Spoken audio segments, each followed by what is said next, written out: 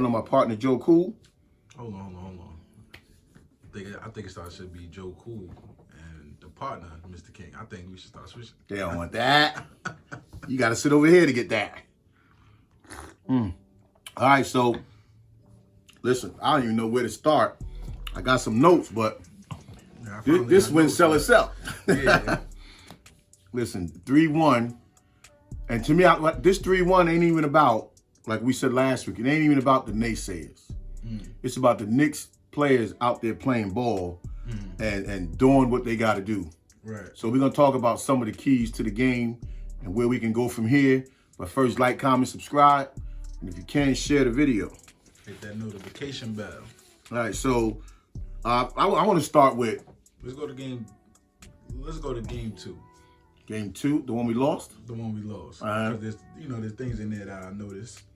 Rain on operated. Go ahead. you gotta start there. Go I ahead. remember there were certain things that was bothering me. So like Mobley and Allen, right?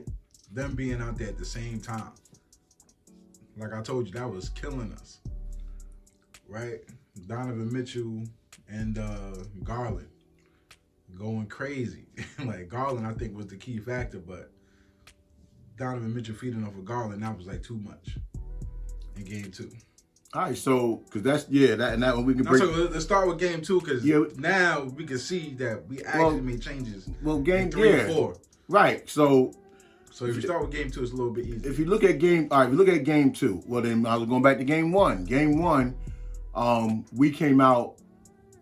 Most of our players were a little bit tentative, but in a sense, as a team, we were assertive.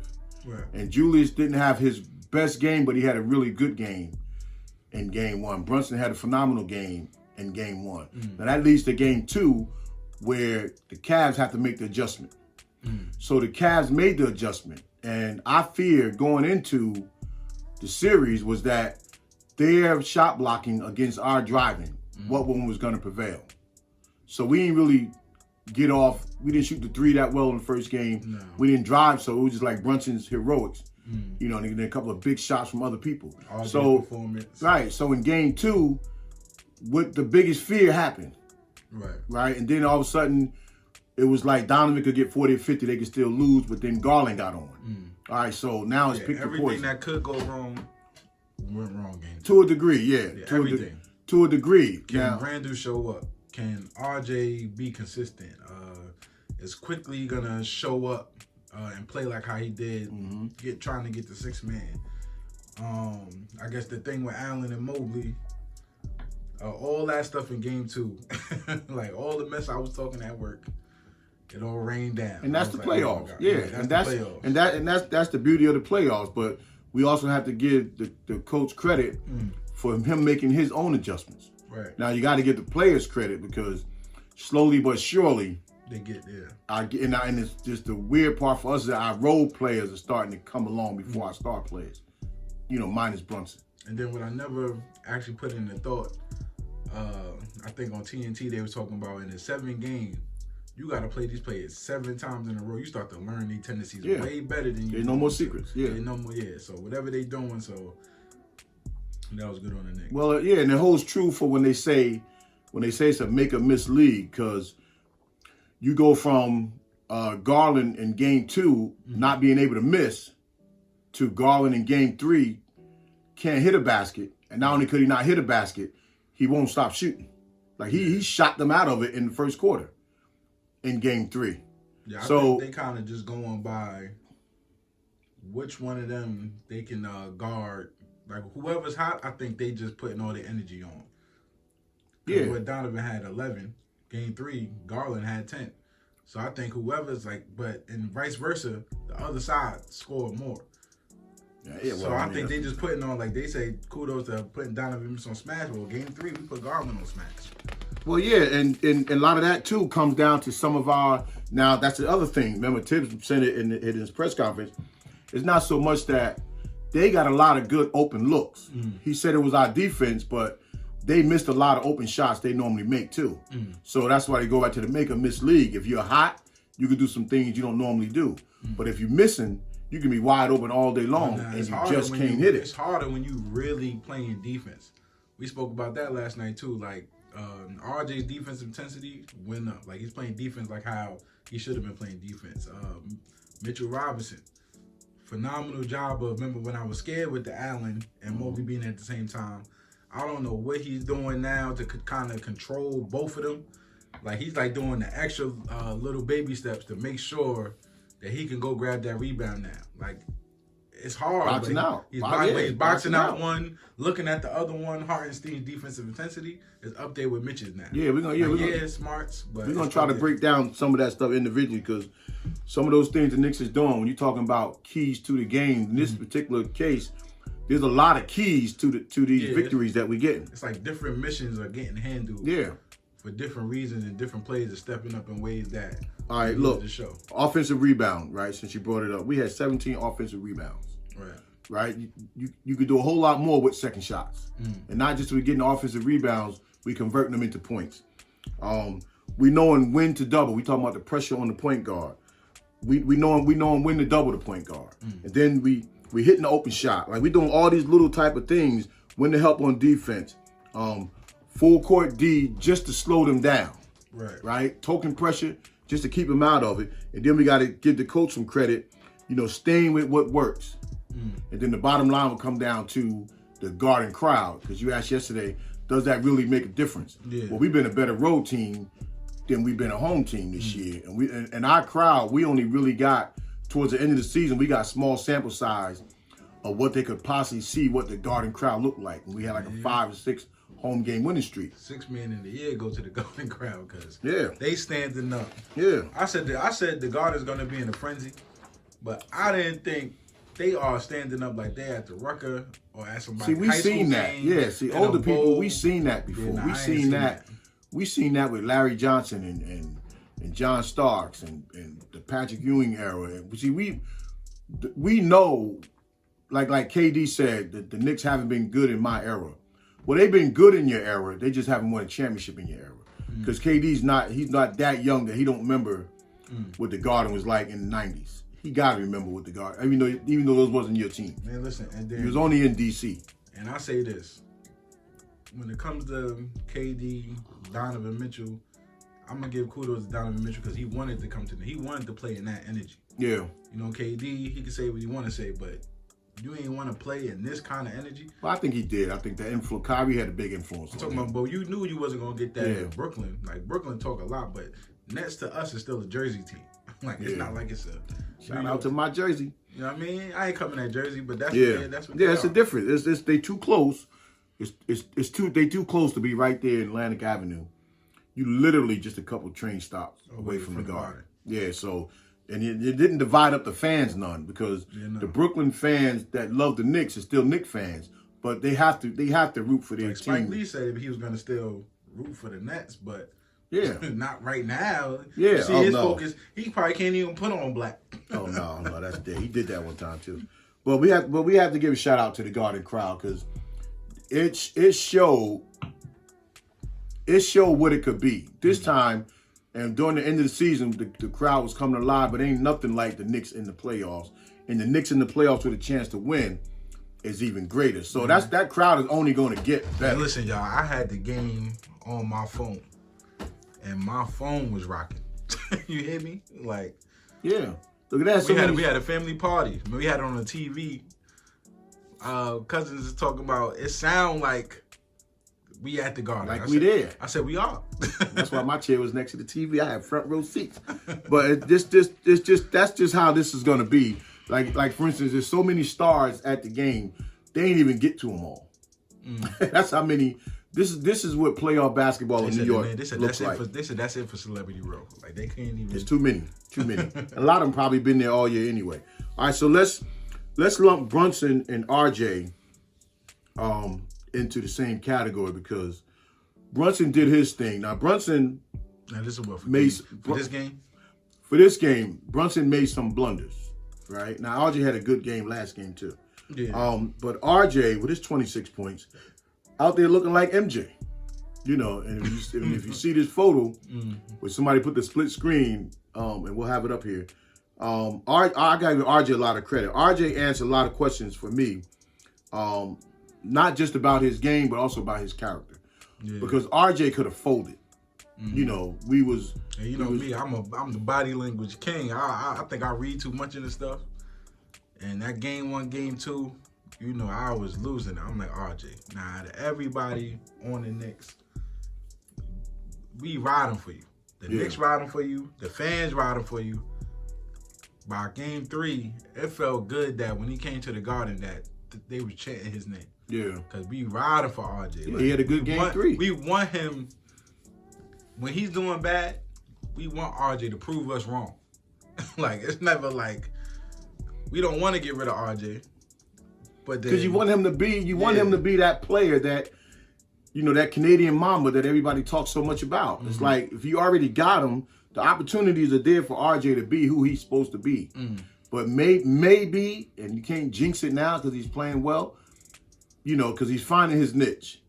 Yeah, because it was attacking the big man. RJ's game is downhill. I think game 2 or 1, he was in there, he said, was your shot struggling? And he said, well, I'm hitting my free throws. It ain't the same. Like, RJ. It ain't the same. It ain't the same. Yeah. Like, don't piss me off. So we trying to help you out here. Yeah, like. But he finding his niche in terms of attacking the shot blockers. Because that was the thing. Everybody was hesitant to go in. They knew our game plan going into the series was to attack the paint, and then when the shot blockers come, dish to wherever it had to go. Well, they was on top of all of that. So they had their game plan on top of ours. Right. So now it just comes down to will and what are some of the things you're going to do to win. And RJ's starting to find out, this is what I do well. And he's doing it with confidence. Because who would have said with no Grimes, nothing from Randall, subpar from IQ, and that RJ is going to be the one to make the difference. But I said that. I said the sky's the limit when we played bad game 1 and 1. I said the sky's the limit for them to catch up. And then sure enough, Hart came in there, boom, right in the starting lineup, played phenomenal. Couldn't ask for nothing better. You forgot Grimes wasn't even there. Look, Hart. You forgot Grimes. And then matter of fact, McBride showed a little spurt that he was in there. Yeah, that's 5 minutes. And I actually wanted them to put him in. We all said it at the same time, like, nah, McBride star, he ready. Well, like we said he got to get some time in this series somewhere. I thought Derrick Rose might. I mean, that was garbage time. But we know that if the guards really are going to be running them up, that Deuce got to get some time. Yeah. Because as great as Grimes plays the guards, Deuce really plays that. Like he really do that, and you can see how he really makes them change direction. Man, listen, when they up there and they doing the switching between him and Hart. Remember I told you Brunson couldn't really guard Garland. Watching Garland, he do look complicated to guard. But then when Hart is on him, and even when Deuce was, it's like when they switching, it's almost like they moving Brunson out the way. I got it. I can take it from here. Yeah, and it's hard for them to even try to switch in. But you know what I like? But what I kind of like more about Hart is more than his on the ball defense. I don't necessarily have to have him on the best defender, because he's gonna play the defender hard. But it's something about him playing the weak side defense for me is what really do it for me, because he'll shut down the weak side defense. Let somebody else hawk the ball, because he seems to know where that ball is going to be thrown into, and that's where he, to me, get a lot of his deflections. Deuce, on the other hand, Deuce can sit down in that lap and make you go where he wants you to go. You know, so it's like a different type of a man-on-man defense. But one of the big things that I do give Tibbs credit for is that, one, we slowed them down with a little token pressure in the backcourt, right? Disrupt the offense. But then when we was bringing the hard trap, you know, that's what's needed. Now, I didn't understand when we was trapping, why was we leaving the middle open when we could easily guard the middle and leave the weak side open, because they can't see the weak side because their guards are too small. I think that was mental lapses on. I think Randall was struggling. No, that was all, but that was the whole. That had to be part of the game plan, because nobody was guarding the middle. I'm talking about the game plan, but I know that sometimes in the middle they all pointing like who was supposed to be here. They did it every time though. They did it. They seem to have done that every single. Because even when we was doing it, I think who was it? Brunson threw it out when they trapped him. Your tendency is to throw it to the weak side, because that man, it looks like nobody's there, and then that's when the defense could just step in the lane and take it. But we were just leaving the foul line open, I mean, no matter who was in there, we was leaving it open. Rather, guard the man at the foul line, guard the strong side, leave the weak side open because they can't see, and when they try to throw it, boom. Somebody's not. I mean, that could have been Tibbs' strategy. Unless they like, but you can't leave Mobley open like that. Yeah. Neither one of them with that much room. They was missing to catch and shoot. Right. Well, in the beginning, it was killing us when they started coming back. Right. But again, it's a team of adjustment. But going back to Hartenstein, too, he was huge. He had his impact on this game. Let's clap it up for him. And Mitch played very well too. Yeah, Mitch gonna come with that intensity. Yeah, so it's apples and oranges. Hartenstein, man, everything I was complaining about, and I love Hartenstein, but everything I was complaining about throughout the whole season, it was almost like, nah, I'm cool. He did it. So he had defensive intensity, blocking shots, having them hard for them to get in the paint. Offensive intensity. He's trying to dunk on them. Mm-hmm. Forget all that laying up, floater. No, he's trying to. Yeah, I mean, get the foul. Cause Mobley to sit at. Like, look, other than hitting 20 points, he had a complete game. Because you talked about shot blocking, rebounding. What about the deflections and the steals? Aggressive. And hitting the backdoor cutter. Like he's doing things. And him and Mitch they played an even game. So our center position, give or take the points, is covered. Mm-hmm. We're not getting 20, 30 points combined from our center position. But we're getting production from our center position. And it made me feel good to see his presence being felt. Because he took a lot of flack from you too early in the season. But that's what I said. I said the whole season my worry was it wasn't so much him, right? It was we not utilizing him. We still ain't. Well, but we not utilizing him as a player. Yeah. But I would need him as a player to actually do at least what Mitch does, because they not gonna let you sit there and shoot the three, I guess. They're not gonna have you pop out. You're doing the floater, which is cool. No, we need centers that's gonna actually attack the basket and put the pressure on you on the inside. Yeah, he's doing that and now. And I said in Tibbs' system, I think that's what he wants the big man to do. Yeah. Mitch complains that he wants the ball more in the post. You're not getting in the post because he wants your center just to be there, alley-oop, dunk. And it looked like offensive, defensive rebound, regular center stuff, not the superstar. Well, it looked like to Mitch's forte to me, and I've said this before. It's not right now. It's not coming in the post. I think when he gets that ball at the foul line or the key, that handoff. When that handoff is not there, I look at one time yesterday. He got the handoff. He went to give it to Brunson. Brunson was covered by his man. He was wide then he rechecked. He was wide open. Then he rechecked. The next person is covered. So he drove it, went between his legs, came back the other way with two dribbles. Then it was somebody to hand it to. He could have easily turned that corner and went to the basket. I ain't gonna lie. I want him to shoot it. I want him to shoot it. Yeah, too. I want him to shoot it. I was like, yo, just shoot it. One time he was open for a while. If you shoot that and you make that, see, they gonna be in I wish we had this tape. If he'd have shot the one particular, I think we talking about the same thing. Yep. If Mitch would have shot that. He was at the 3-point line. He had Randall and he had somebody else down by the box. Mm-hmm. That means if you shoot it, chances are if you miss it, it's gonna clang. We had people in position. Mm-hmm. So sometimes taking the shot, make a miss, is better than Joel Embiid would have shot it. Well, he's a high percentage shooter. That's what I'm saying. But I'm saying, but when your offense is in the right place, sometimes that ball just need to be shot because we're in the right place offensively to get the rebound, and everybody on our team is attacking the offensive glass. So that could almost hurt you by not doing it. Mm-hmm. It could almost hurt you. So. What he did was phenomenal between both of them. But Hartenstein, we know now that we're gonna need him. We're gonna need them in that next series.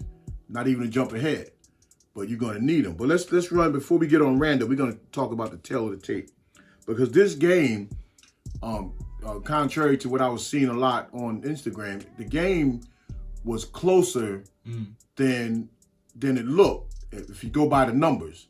So field goal percentage, we were 45%, they was 47%. Can't get more even than that. 3-point field goals, we was 6 for 23, they was 8 for 29. That's apples and oranges. Free throws, we were 15 for 19, they were 18 for 28. So they pretty much lost their game on the free throw line. Assists, 24 to 15. That's the kind of stuff that we need. It looked like they was having a lot of assists, but for us to win, that's got to be continuation. Rebounds 33 to 47, and a lot of ours came on the offensive rebounding side. So the Knicks is doing what they got to do. Turnovers 13 to 14, steals 3 to 5, blocks 5 to 7, points in the paint 50-52, and then fast break points 8 to 10. It seemed like we had way more fast break points. But so the game was more even. These teams, when they said they evenly matched, they are evenly matched. They definitely not lying. And then it comes down to who wants it more. And then the intangibles is which, to me, won the game for us. I ain't gonna lie. We complained about coaching and how they coaching. This, I think these is coming down to coaching. Coaching and what players is actually stepping up to the plate. So, like, yeah, this is a good series. Yeah, it's an excellent series. It's a real good series. Yeah, it's an excellent you can series. see, like, even, I know he's on the other team, but Garland and the way he's getting to the hole and deciding when he's going to throw it up to his big men or he's going to just take the shot, I ain't going to lie. Listen, they playing to their strength. I think Brunson, I said Brunson probably need to steal some of that because we about to go into Randall. I think Randall probably got to change up his style of play.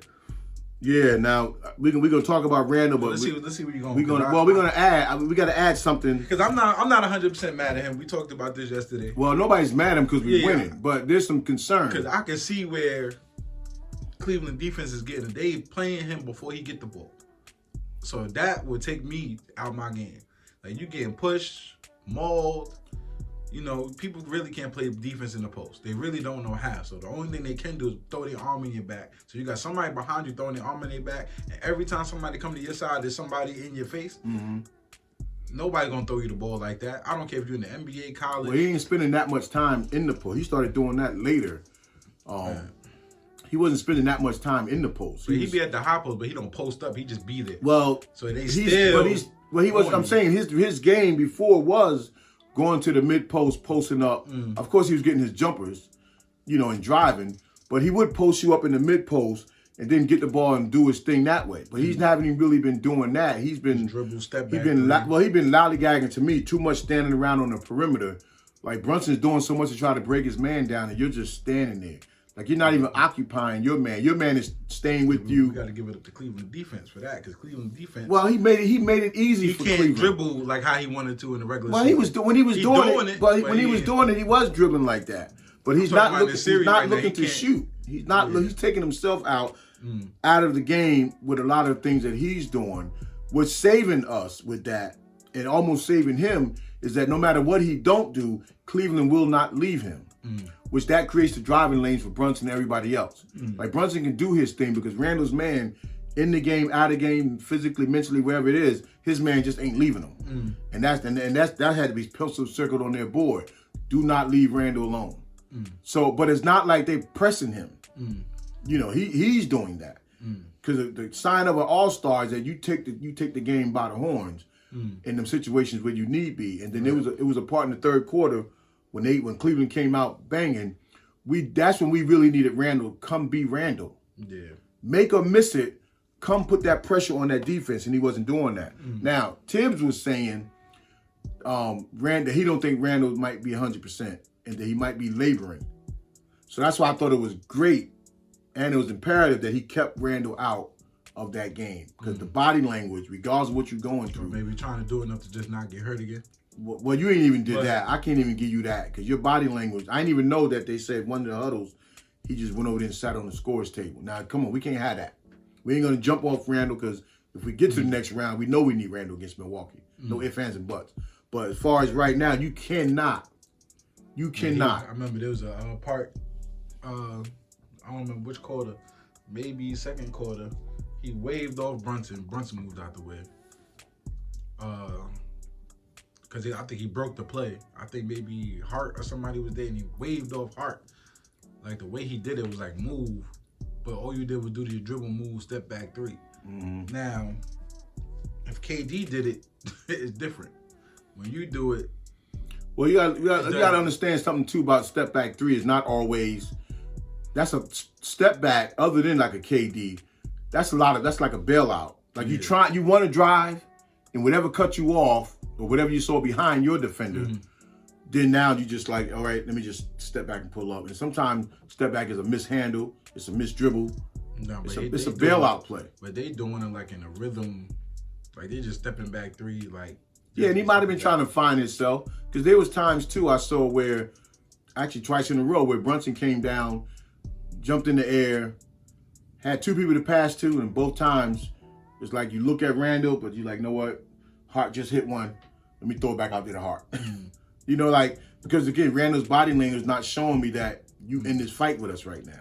Yeah, and this is not why we should be losing the game. In the beginning of the season, Randall wasn't hot. And he actually, got more assists, got more rebounds, was doing all the dirty work. I think that Randall needs to come. Yeah, his rebounds are down. Yeah. Yeah, even in the game, when he had the good game, the most rebounds he had was 8. I got it, 27 minutes, 2 rebounds, 1 assist, 12 points. Now, either he got to bump up the rebound and assist, or he got to bump up the points. Because that means you're scoring, you're men amongst boys out there again. Yeah. Last game, 33 minutes. He had 8 rebounds, 3 assists, 11 points. Yep. Like, that's what's hurting us on that. But because everybody else, slowly but surely, is getting better game by game, that's what's not. And then coach, I don't know if you're gonna get to it, sat him. Yeah, but the reason why he sat him, I tend to believe you finally see what's working and don't change nobody. Like, remember when they came back from the timeout and Van Gundy said, I'm surprised he didn't make a change right here. And Mark Jackson said, no. You're going to bring him in now. But Mark Jackson was like, no, right now this is when you stay with. Yeah. Because you had something going. But we didn't really know what it was. It looked good. The balance looked good. Because for me. That's because Obi, 20 minutes, though he didn't score many points, he did everything else. Grabbing rebounds, being annoying on defense, going after loose balls, keeping the play alive, not picking up his dribble. Brunson, everybody picking up their dribble. Yeah. He's not picking up his dribble. Stuff like that, stuff like what Obi's doing, that steals you time. You need Randall. Like, Obi did stuff that can win you a game. Randall has the ability to win you a series. So that's why, like, even if he's not scoring or rebounding, Randall has to stay engaged. When Randall's engaged, that's what occupies the defense. So now the other guys can do what they got to do. But if you're just laboring on the outside, just standing there, that means only one man got to keep an eye on you. But when he's engaged, like Mitch don't shoot a lot, but Mitch is engaged. That's what we need you to be, Randall. Just be engaged, because you got the ability to occupy 2 and 3 guys at one time. That opens it up for the other people. And that's what I would hate to have to win this series and Randall is not a part of it. Yeah, man. Because mentally, we don't go further without him. Now, we can't put all our ducks in a row. It's going to be hard for Cleveland to win 3 games. We should go there trying to close out, because you have a tendency to get relaxed knowing that you're going back home. But what if you went back home and you didn't close out? So now mental start setting in, and it's just a matter of time before Cleveland realize that they need Donovan and Garland together to have a good game. So I think they realize they both haven't had a good game because we're taking something away. Yeah, so I think they're just struggling with that. Well, Garland's being like, when Donovan Mitchell do what he do, remember but he's being like Randall. He's being passive. It's almost like he's taking himself out of the game. He's not being ultra aggressive. But I think this is one of the moments where we said it all year long. Garland ain't been Garland since Donovan been there. And in game 1, and I think game 1 you saw it. Game 1, Donovan dropped damn near 40, and Garland. Yeah, they probably can't play. They can't play at the same time to do what they want to do. Garland is getting the team engaged. When Donovan do it, he's not so much getting the team engaged. He's kind of just, they owe me so much, somebody gonna get open, because somebody gonna leave their man. It's like you baiting them to do it. Garland do it, it's like part of the play. It's like when I drive to the basket, I'm just tossing it up. Yeah. Somebody's there. It's like totally different. Like one's doing it on purpose, one's doing it just because he's capable. Well, that's why in their case, when I say with their coach, maybe when Garland got it going, and then you just turn Donovan into the shooter. Hey, now I don't know if they watching. All right, so but overall, this is like, I guess it's like a beautiful 3-1 And we just got to give it up for the Knicks for the way they battling in these games. You know, and they're fighting through adversities, some of their own adversities. And then quickly, they're fighting through. Quickly got to get going. Quickly got to after the series. Quickly got to get going. I know I said I just want to Grimes got to get to going the second round. Nah, I want to win. Yeah, I do too. Yeah, because you're gonna need hell in the second against Milwaukee. You might even need Evan Fournier. You might need him out there because he's not gonna be on nobody's scouting report. You might have to steal him in a couple of minutes here and there for that shot. But now that's the only worry for me. Tibbs don't still have there's no play set for individual players. But there's just call his number. Call his because we seen last year. If you bring him out there, so like Grimes, I think Grimes is struggling because one, Brunson's taking up all that dribble time. Like we gonna just like Brunson's playing phenomenal, but he's taking up all. He's AI right now. Like yeah. I'm not mad at him because it's like having Donovan Mitchell anyway. It's like having Donovan Mitchell and Garland. That's what we got. But with Grimes, I think to get him going, they gotta set screens. They did it for Hart twice. I noticed they did some off-ball thing, and then Hart just ended up being open, and they knew he was there. Yeah. He missed, I think, one of them, but they did it twice. I think they got to do that for Grimes. Yeah, we have to find a way to get Grimes open to get that shot. Yeah. You got to. And if you bring Fournier in, he should be brought in for that purpose. Yeah, if Grimes do what RJ and Brunson do, it's going to look like we just playing one-on-one ball. Yeah. You know what I mean? It doesn't look like one-on-one ball at, what was that, yesterday? Only because Hart don't play like that. Hart doesn't do one-on-one. He just takes it to the basket. If he's going to drive, he's just going to drive. Yeah. Well, RJ kind of pulled some of his game. He just took a little bit from Grimes. As soon as he was getting it, attack the basket. Like, don't even get the man time to set up. Yeah. No, RJ was doing that. Oh, yeah. RJ was just, how Grimes get it, attack the basket. That's what RJ was doing. But, yeah, that's where, but Coach, you know, each game brings on its own little element that Tibbs has to adjust to. They can't hold him. Well, we gotta ride this out. I don't think any team can hold him. I think he really not when he playing. Yeah, when he playing like that, nobody can. Unless they putting some type of defender on you that listen, just go right and come up with your left. Yeah, but all that stems from when he is going to the basket. It stems from the cornermen not being able to leave their guy. Don't listen to Clyde. If you on the left side, just go with your left. No, listen, you lefty, you go on the right side, just go with your left. They're probably gonna foul you because now they out of position. Yes, the Knicks are playing some good basketball. So we're gonna ride this wave. Unless you want to add something else. Game 4 is on Wednesday. Game 5 rather is Wednesday. So we hope and look for the closeout. But I think in the back of our minds, they're gonna be physical. They're gonna have to keep the pedal to the metal. The Knicks do not like when teams are physical with them. Well, we always physical with everybody else. Teams don't like that. So Cleveland, I don't know what it is about them. Play your regular road game. We've been a good road team all year long. Yeah, don't let them put a body on you and you get flustered. Just put a body on them back. Hit them with an elbow. Hit them. For this game. Keep the pressure trapping the point guard, right? The turnovers and the free throws, we got to limit because we leaving between the free throws and turnovers, we leaving between 15 and 20 points that could be on the board because our turnovers are coming in transition. Yeah. When 3-on-1s and things like that. So we just throwing it to the other guy. Stop jumping and throwing the ball. And then that energy and that fight, we bring them elements to the game. Right. And we good. Because it's not taking a whole lot to beat Cleveland. It's taking efficiency to beat Cleveland. It's not taking a monster game. Like Randall hasn't had that breakout all-star game. And we still beating Cleveland. So we got to come in there and just play with some elements of them strong points that we have and try to close them out. But what we can't do is start thinking about if we don't close them out, then we get to go back home. And keep putting hands on the work because it's working. Yeah. Again, right, and they're containing them. He's putting hands on the work and he ain't. Yeah. Keep doing that. So, hey, we here. It looks like we're probably going to be moving to the next round, but until we do, we ain't going to count all our eggs. Who playing in the next round? Milwaukee. Yeah, it'd be Milwaukee. So you need all hands on deck. Now, I ain't sure nothing. Randall got to come up and be an all-star in that next series. The only thing I don't like about Milwaukee is throughout the season, we struggle trying to put that wall up for Giannis. That's it. But we show. I notice if you put that wall up for Giannis, when we do it works. Yeah, it works. Yeah, and it's hard when Brook Lopez come off because all he got to do is dump it over to Brook Lopez, And then now you're Wait, stuck. you know what you do to Brook? Mitch Robinson just put an elbow on his nose. Well, Mitch is a part of that wall. All right, so until next time. We'll get you out of here. Peace.